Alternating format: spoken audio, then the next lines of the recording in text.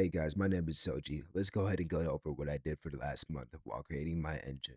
So yes, I am finishing off another month in history. There's been a great amount of work maintaining progress for updates 26 to 44. And as you've been seeing, I've been developing the interaction system, which required me to think about how game objects are implemented into the engine and finding new ways to create the system. So the first thing I did was create a constructor for game objects. That way, whenever I create the rigid body 3D, the model, or the mesh, they will automatically have a pointer in memory to be referred to. Another thing I did was add on the lifespan and the end of life to start at 0 and 1, creating a forever offset so that way they never touch until I do so when the object is destroyed. And so, now how the destroy function works can be either whenever it's called by itself or when it's called by the object when the lifespan hits. The creation and deletion of objects are held by the game app but are operated on the update function within it. We first set the lifespan at 0 and keep the end of life at an offset of 1, creating a constant separation between the values while adding delta time to the update the lifespan. Next, we wait until the destroy function is fired and disables the isAlive bool, stopping the end of life from updating and giving it a decay time for animations. Now with interactable objects, I was given two options. The first is creating a template type similar to Unity. The difference is using the C++23 concept format. This involves creating templates in code and constraining function arguments based on the type. The second option was using the same format as entities, creating a new struct for interactable objects inside of the scene. So I went with the second option. Instead of having to constrain just types and move it through the code, I can actually create a separate interactable object that's derived from game objects and making it its own.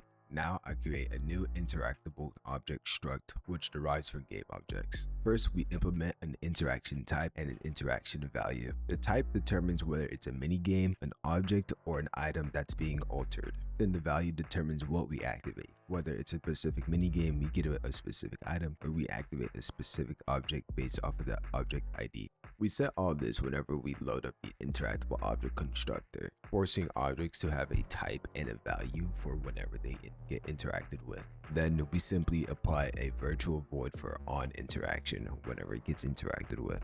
Now that objects are interactable, we just need to create a way for the player to interact with the objects. To do this is pretty simple. We're going to use a camera ray to detect whatever object is in front of us and then scan the scene game objects for that specific interactable object. Once we have the object, we're going to check the collision with the object and the camera ray, and if it does hit, then we can check if the object is interactable and activate the on interaction function.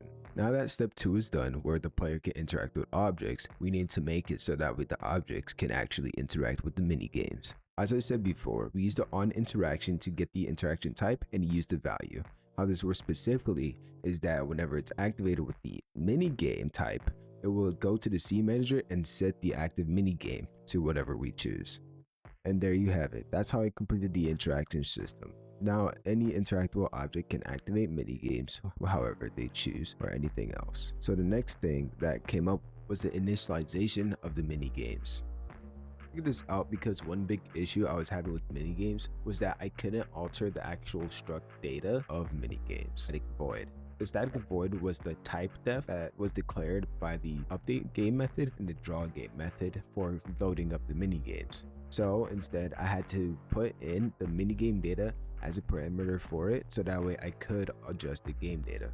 And as you can see here, there is a new type called isComplete and there's an additional one called isReset. The point of these flags is to create a constant check inside of the scene update script. So that way I'm not calling a static function from the minigame, but instead I'm just checking the constant altered minigame data to see if the condition is set or it's activated from within the game. And finally, we will set the previous minigame value to the current value. We could just reload the minigame like that. And whenever we do reload the minigame, it would always be set inside of the minigame constructor. And that was everything I did for this month. It was a lot of learning, a lot of bug fixing, and a lot of implementing new systems just to get the interaction system and the minigame set up to work. I went ahead and used AI to just summarize some of my issues. And the main one I did use was GitHub Actions, which automated my workflow so that way it would build my game inside of GitHub and try it out on different types of systems, while even scanning my source code for errors. For example, I found a lot of bugs when implementing the system since I am learning a new code base, so it was inevitable, which also comes with the understanding of how to catch these bugs. And then mainly I need to keep in mind was that I need to document what bugs I find and how I fix them, so that way I can explain and learn them properly. This was a big thing that I wasn't implementing in myself, and I wasn't implementing into my own mind, which would have been good for like documentation, just in case I have to come across a bug again and remember on how to fix it. So the main thing that I learned this month was managing my time and the project itself. Originally, I couldn't understand what I wanted to add to the project next, except I wanted to do the interaction system. This was where I was getting to ideas of like, oh, I should do this. Oh, I'm going to fix this bug. Oh, I'm going to add this feature, and then create more bugs. And I had to roll it back.